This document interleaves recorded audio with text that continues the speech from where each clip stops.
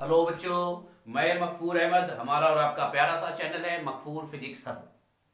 अगर अभी तक आपने मकफूर फिजिक्स हब चैनल सब्सक्राइब नहीं किया है तो उसको एक बार सब्सक्राइब कर लें और बेल आइकॉन प्रेस करना ना भूलें। बेल आइकॉन प्रेस कर लेंगे तो जो भी हम वीडियोस अपलोड करके लिए आपके लिए ला रहे हैं उसका नोटिफिकेशन आपको मिलता रहेगा। और लाइक बटन भी प्रेस कर दें।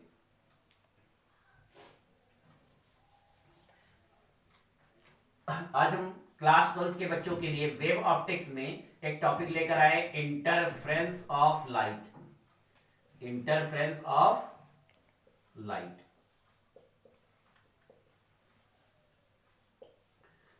इंटरफेरेंस ऑफ लाइट का मतलब होता है, इंटरफेरेंस ऑफ वेव्स का मतलब होता है कि वेव्स का मिलना। वेव्स का मिलना। एक वेव्स इधर से आ रही है, ये नीचे की तरफ जा रही है, ये दूसरी वेव्स इधर से आ रही है, इसके पार्टिकल्स ऊपर की तरफ जाना चाह रहे हैं। तुम्हारे इसके पार्टिकल्स ऊपर की तरफ 10 सेंटीमीटर डिस्टेंस कवर कर रहे हैं, इसके पार्टिकल नीचे की तरफ 2 सेंटीमीटर डिस्टेंस कवर कर रहे हैं। तो नेट डिस्टेंस ऊपर की तरफ जो होगा वो 8 सेंटीमीटर होगा। दो वेव्स का मिलना जो है वो इंटरफेरेंस ऑफ लाइट होता है। टू वेव्स का मिलना, पार्टिकल्स का मिलना। तो according to the principle of superposition, principle of superposition, interference को समझने से पहले हम प्रिंसिपल ऑफ सुपरपोजिशन समझेंगे। Principle of superposition, principle of superposition में यह होता है कि जब टू वेव्स सेम मीडियम में एक साथ ट्रेवल करते हैं तो किसी भी पॉइंट पर उस पार्टिकल का जो नेट डिस्प्लेसमेंट होता है वो इंडिविजुअल डिस्प्लेसमेंट के वेक्टर सम के इक्वल। मान लीजिए पार्टिकल, पहला पार्टिकल ऊपर की तरफ जाना चाह रहा है, उसका डिस्प्लेसमेंट 10 सेंटीमीटर है, और दूसरा पार्टिकल भी ऊपर की तरफ जाना चाह रहा है, उसका डिस्प्लेसमेंट 3 सेंटीमीटर है। तो नेट डिस्प्लेसमेंट आपका 10 + 3 13 सेंटीमीटर हो जाएगा। अगर एक पार्टिकल ऊपर की तरफ जाना चाह रहा है, दूसरा पार्टिकल नीचे की तरफ जाना चाह रहा है, तो आपके जो पार्टिकल्स का जो नेट डिस्प्लेसमेंट होगा वाई नेट, वो vector y1 minus vector y2, देखिए वेक्टर सम के इक्वल होगा। डायरेक्शन चेंज होगा तो प्लस का माइनस हो जाएगा। देखिए according to the principle of superposition the net displacement is equal to the net displacement is equal to the vector sum of individual displacement. Vector sum of individual displacement, principle of superposition. देखिए जो भी particles किसी भी point पर meet करते हैं तो उस पॉइंट पर जो नेट डिस्प्लेसमेंट होगा वो इंडिविजुअल डिस्प्लेसमेंट के वेक्टर सम के इक्वल होगा according to the principle of superposition.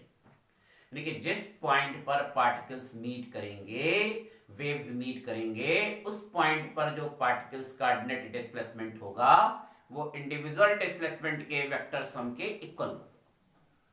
जो नेट डिस्प्लेसमेंट होगा वो इंडिविजुअल डिस्प्लेसमेंट के वेक्टर सम के क्या होगा, इक्वल होगा।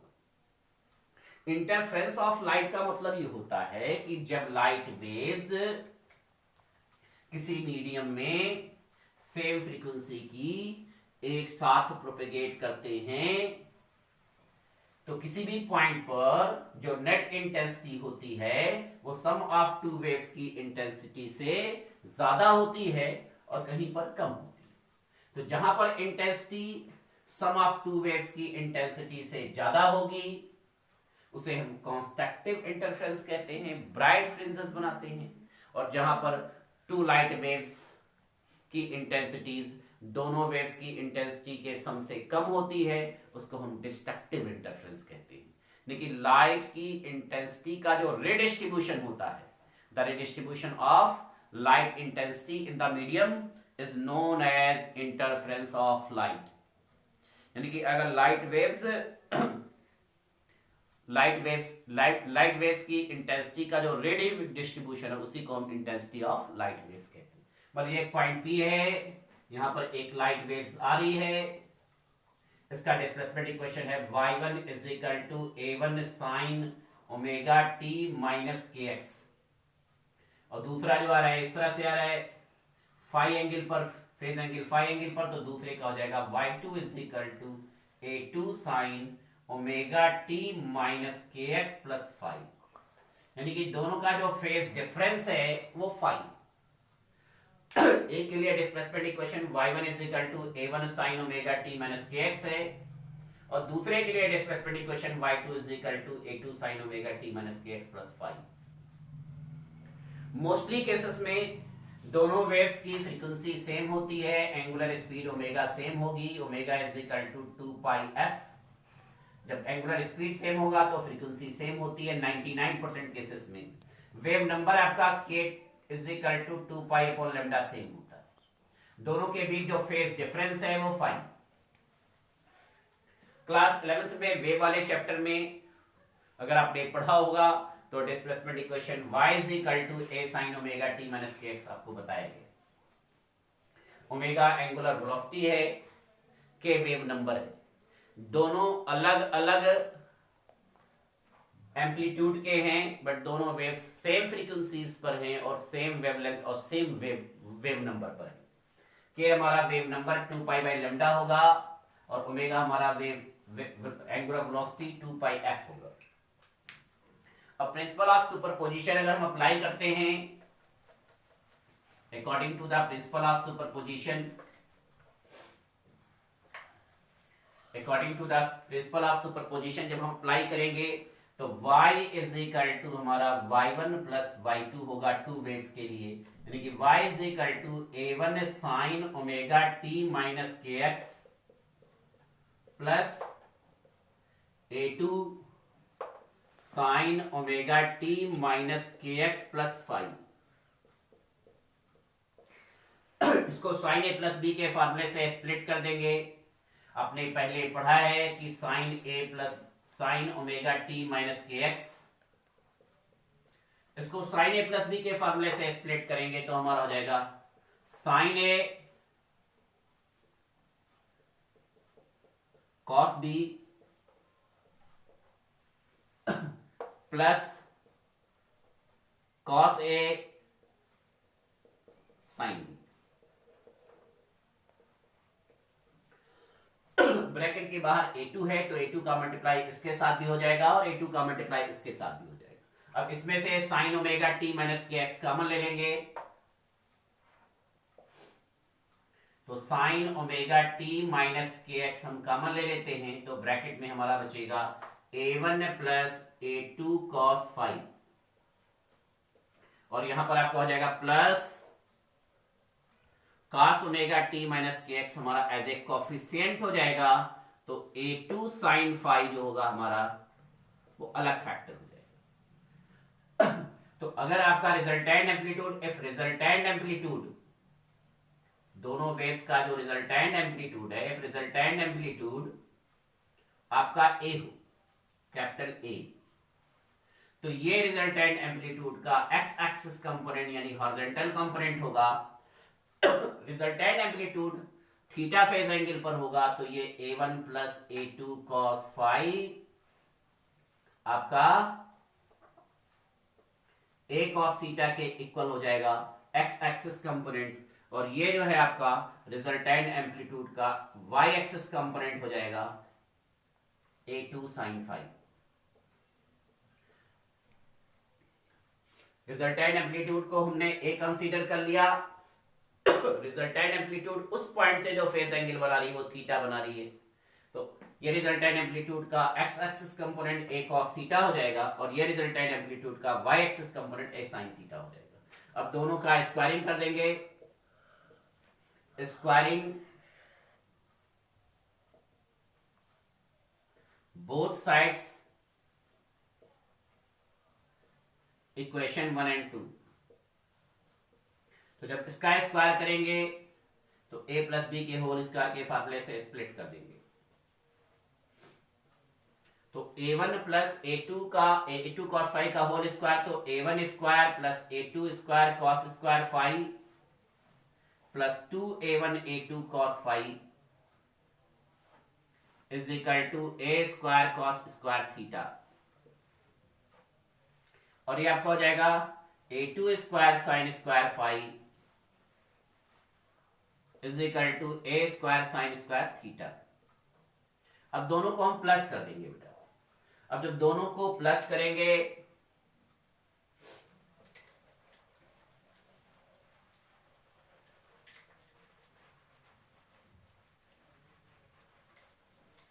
जब दोनों को प्लस कर देंगे तो a1 स्क्वायर का आपका a1 स्क्वायर हो जाएगा, a2 स्क्वायर कॉमन ले लेंगे, ब्रैकेट में हो जाएगा हमारा sign square five plus cos square five, और यह आपका हो जाएगा plus 2a1 a2 cos five, और ये आपको हो जाएगा ए स्क्वायर कॉमन ले लेंगे, ब्रैकेट में sign square theta plus cos square theta.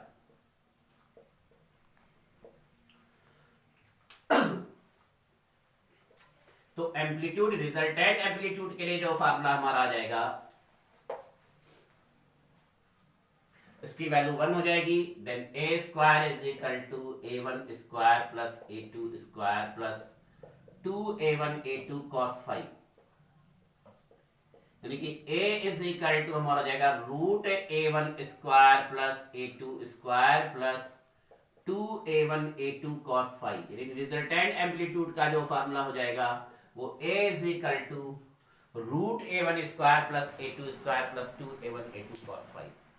इसको इंटेंसिटी के टर्म में कन्वर्ट करना होगा, तो आपको पहले बताया गया है कि I जो है ए स्क्वायर के प्रोपोर्शनल होता है, इंटेंसिटी ऑफ वेव्स एम्पलीट्यूड के स्क्वायर के इनवर्सली डायरेक्टली प्रोपोर्शनल होता है। तो I1 आपका k a1 square, then a1 square is equal to I1 upon k, या आपका a1 is equal to root I1 upon root k।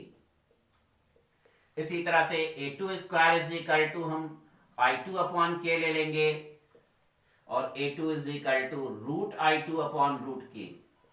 Resultant amplitude के लिए लेंगे तो हमारा हो जाएगा a square is equal to I R upon k, या capital A is equal to हो जाएगा root I R upon root k।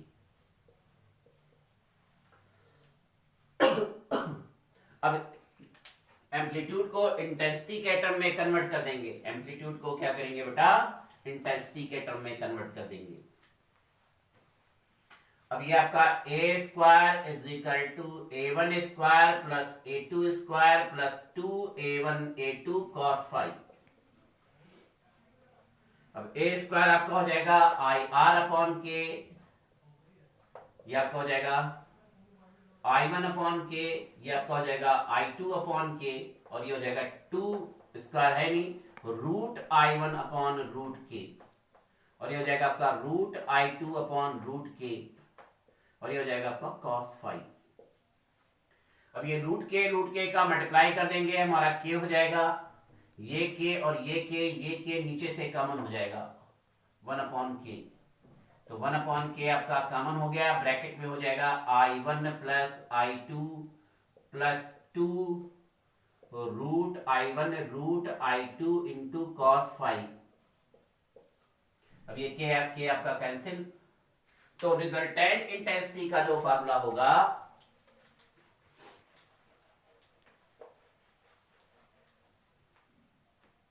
वो I R is equal to I1 plus I2 plus 2 root I1 root I2 cos five. ये interference of two waves के resultant intensity का formula होगा। Interference of two waves के resultant intensity का formula होगा। Two waves अगर intensity I1 I2 है और फेज एंगल फाई है, तो रिजल्टेंट इंटेंसिटी आपका IR हो जाएगा। इसमें और टॉपिक है बेटा, कंस्ट्रक्टिव इंटरफेरेंस है, डिस्ट्रक्टिव इंटरफेरेंस के केसेस क्या हैं, यंग डबल स्लिट एक्सपेरिमेंट है, यंग डबल स्लिट एक्सपेरिमेंट यानी YDSE है। इस पर डिस्कस हम लोग नेक्स्ट लेक्चर में करेंगे। जो भी वीडियो अपलोड किए जाएं उसको कंटिन्यूटी से वॉच करेंगे, तो एक एक टॉपिक हम कवर करेंगे। और अभी आपने अगर हमारे चैनल को सब्सक्राइब नहीं किया है तो चैनल को सब्सक्राइब कर लें, लाइक बटन प्रेस कर दें, बेल आइकॉन प्रेस कर दें, जिससे जो भी वीडियो अपलोड किए जाएं उसका नोटिफिकेशन आपको मिलता रहे। Thank you.